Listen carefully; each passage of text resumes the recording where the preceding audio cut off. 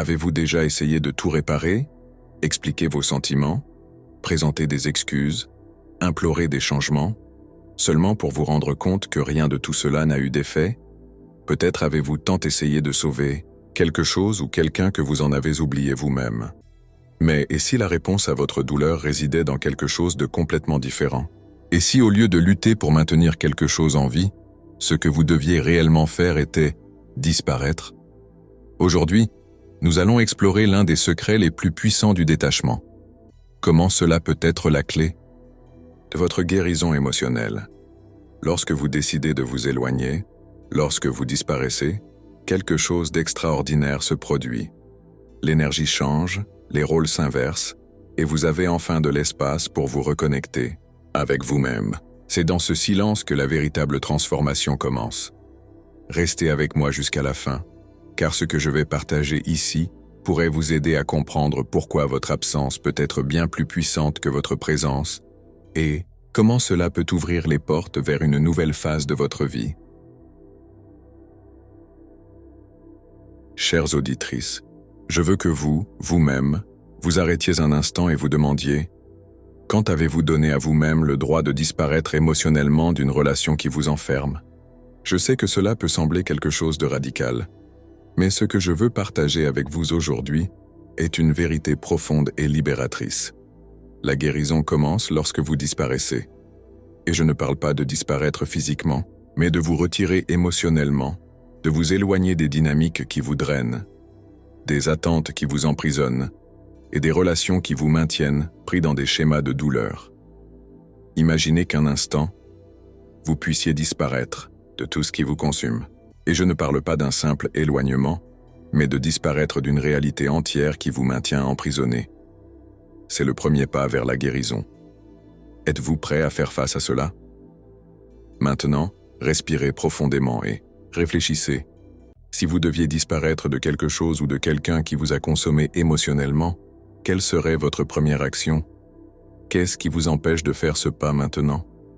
La décision de disparaître n'est pas un acte d'égoïsme, mais de libération.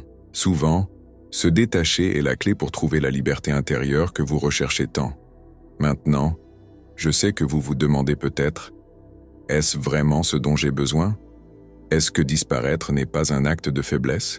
Je comprends ce doute. Et c'est exactement à ce moment-là que commence la transformation. Le simple fait de remettre en question votre propre résistance est déjà un pas vers votre guérison.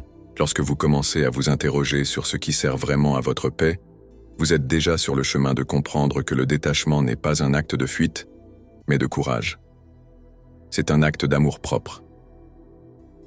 Souvent, le premier, pas pour se reconnecter avec notre essence, retrouver notre paix intérieure et entamer un processus de guérison authentique, est simplement de disparaître, pas physiquement, mais émotionnellement, énergétiquement. Des dépendances toxiques, des attentes irréalistes et des relations qui nous maintiennent enfermés dans des schémas de douleur. Pour Jung, le détachement n'est pas seulement un acte physique, c'est avant tout une transformation intérieure. Lorsque nous parlons de disparaître, nous ne parlons pas d'une rupture abrupte, mais d'un retrait stratégique, un éloignement émotionnel. Il ne s'agit pas d'abandonner physiquement, mais de cesser de nourrir des dynamiques qui nous drainent et nous maintiennent déconnectés de notre véritable essence. Combien de fois vous êtes-vous senti épuisé par quelqu'un ou quelque chose qui a aspiré votre énergie, mais vous êtes resté là, croyant que c'était votre devoir? Combien de fois vous êtes-vous sacrifié, vous êtes-vous annulé, par peur d'être vu comme égoïste? Maintenant, je vous demande, qui est le plus égoïste?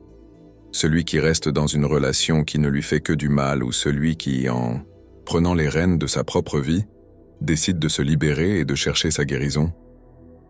La véritable révolution commence lorsque vous décidez d'arrêter de servir les autres au détriment de vous-même. Pensez à un moment récent. Vous êtes-vous déjà retrouvé piégé dans une situation que vous saviez mauvaise pour vous, mais vous êtes resté par culpabilité ou par peur de blesser quelqu'un? Je vous invite à réfléchir à ce que vous avez peur de laisser partir. Et si vous ne vous libérez pas de cela maintenant, que se passera-t-il dans 5, 10 ans? Comment votre vie serait-elle différente? si vous vous permettiez vraiment de sortir de cette prison émotionnelle. Je vous le dis, ce n'est pas un choix facile. Le détachement est l'une des décisions les plus difficiles que nous puissions prendre. Mais c'est précisément dans ce mouvement que nous trouvons notre véritable force. Vous devenez plus entier, plus authentique, lorsque vous décidez de sortir des relations qui vous limitent. Aussi douloureux que cela soit, le détachement est la seule façon de se renouveler et de chercher une guérison véritable. Dans le cas de Raphaël, sa présence constante dans une relation toxique était une forme de contrôle déguisé. Il croyait qu'en étant là, il aidait l'autre.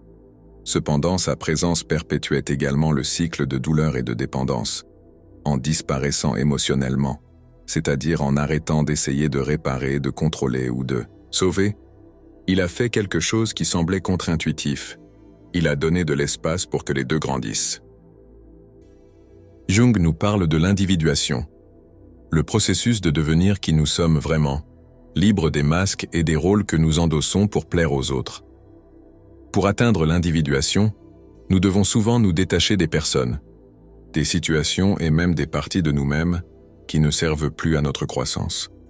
Maintenant, peut-être que vous pensez « Tout cela semble intéressant, mais je n'ai pas d'ombre. Je suis une personne bonne, je n'ai rien à cacher. » Je comprends. Mais permettez-moi de vous poser une question. Quand a été la dernière fois où vous êtes senti irrité, frustré ou même en colère, sans savoir pourquoi? Ou bien, quand vous vous êtes retrouvé à essayer de plaire à quelqu'un dans une relation, tout en sachant que cela vous épuisait? L'ombre, c'est exactement cela. Les parties de vous que vous ne voulez pas affronter. Ces parties qui ne s'intègrent pas dans l'image parfaite que vous essayez de montrer au monde, mais qui influencent vos décisions et vos relations. Et si je vous disais que la plus grande libération que vous pouvez expérimenter est de regarder ces parties en face? Maintenant, je vous demande de vous arrêter et de réfléchir. Quelle est la partie de vous-même que vous redoutez le plus? Qu'est-ce que vous cachez sous la surface, espérant que personne ne le verra? Souvent, nous avons plus peur de notre propre ombre que de tout ce qui est extérieur. Mais la véritable liberté et transformation commencent au moment où vous regardez cette ombre et l'acceptez, au lieu d'essayer de l'ignorer ou de la combattre. Je sais que cela peut être difficile d'affronter cette réalité. La peur d'être égoïste, la peur d'échouer, la peur d'être laissé de côté, ce sont les visages de votre ombre. Ce que vous ne réalisez pas, c'est qu'en affrontant cette peur, vous commencez à vous libérer des chaînes invisibles qui vous retiennent. Votre véritable force réside dans votre capacité à regarder ces peurs et à les transformer en quelque chose qui vous libère. Laissez-moi vous raconter quelque chose de très personnel. Lorsque j'ai traversé une période très difficile de ma vie, où je me suis retrouvé totalement déconnecté de qui j'étais vraiment, j'ai réalisé quelque chose de terrifiant. Je me cachais de moi-même. J'avais peur de ce que l'on appelle l'ombre. J'essayais d'être parfait, de plaire aux autres et de me présenter comme quelqu'un qui avait tout sous contrôle. Mais à chaque pas, cela m'enfonçait davantage. Ce n'est que lorsque j'ai cessé de lutter contre mon propre ombre que j'ai commencé à me libérer de tout ce qui me prisonnait.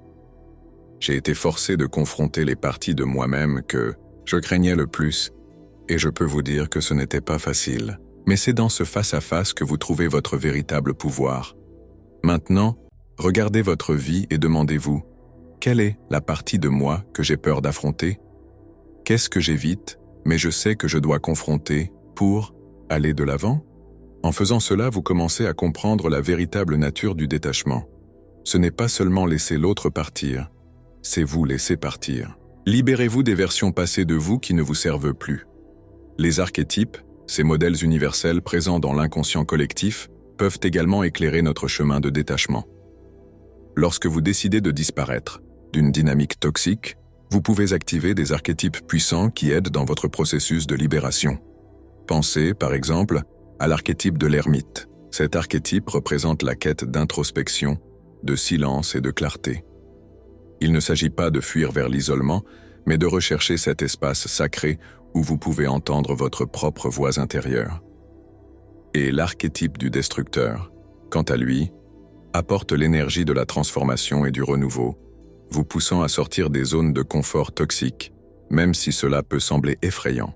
Et l'archétype du héros celui qui fait face à ses propres peurs et défis, s'active lorsque vous prenez la décision difficile de vous éloigner de quelque chose qui ne vous sert plus, choisissant le chemin de l'évolution personnelle. Maintenant, imaginez ce que vous pouvez accomplir lorsque vous vous libérez enfin des chaînes invisibles qui vous retiennent. Il n'y a pas de limite à ce que vous pouvez accomplir lorsque vous choisissez, véritablement, votre liberté. Maintenant, je veux vous inviter à réfléchir profondément.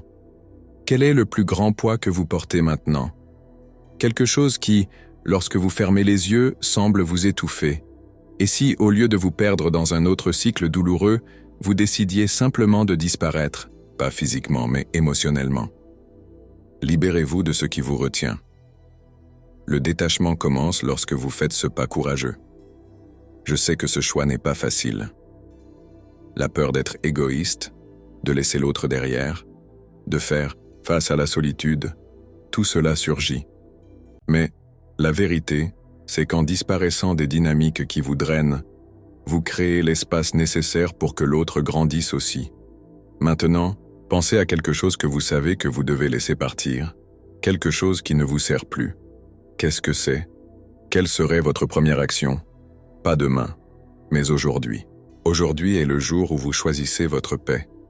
Cher auditeur, la guérison commence lorsque vous disparaissez, car souvent, c'est seulement dans le silence et l'éloignement que nous pouvons entendre notre propre voix intérieure. Jung nous rappelle que le véritable amour commence à l'intérieur de nous-mêmes. Nous ne pouvons véritablement aimer les autres que lorsque nous apprenons à nous aimer nous-mêmes en premier. Disparaître n'est pas un acte d'abandon, mais un acte de courage.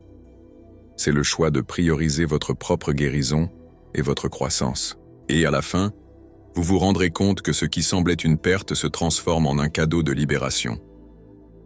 Maintenant, arrêtez-vous et réfléchissez. Si vous deviez disparaître d'une dynamique qui ne vous sert plus demain, quelle serait votre première action? Aujourd'hui, vous choisissez votre guérison. Avec gratitude, Ícaro Méndez.